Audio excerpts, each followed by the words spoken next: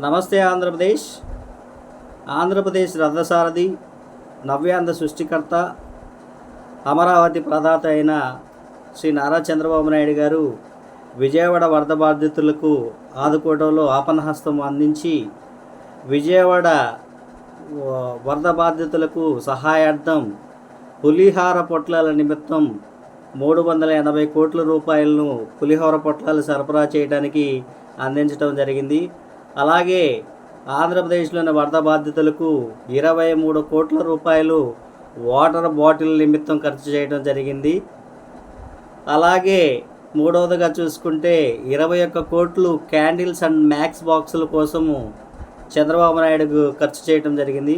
నారా చంద్రబాబు నాయుడు గారు సంపద సృష్టించడంలో గొప్ప నాయకులనే చెప్పాలి. నారా చంద్రబాబు నాయుడు గారు ఇన్ని కోట్లు వెచ్చించి విజయవాడలో ఉన్న వరద బాధితులకు ఆయన అండగా నిలిచారు. జయము జయము చంద్రన్న, నీకు జయము. ఈ రాష్ట్రం ఇంకా అభివృద్ధి పదములో, ప్రగతి పదంలో నడవాలని కోరుకుంటున్నాను.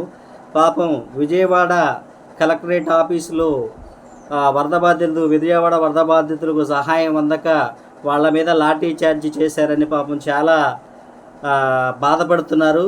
చంద్రన్న గారు, ఒకసారి వారి యొక్క బాధలు మీరు ఆలకించండి. మీరు వారి యొక్క బాధలు ఆలకించి వారికి, వరద బాధితులకు, ప్రతి ఒక్క కుటుంబానికి మీరు సహాయం చేయాలని కోరుకుంటున్నాము.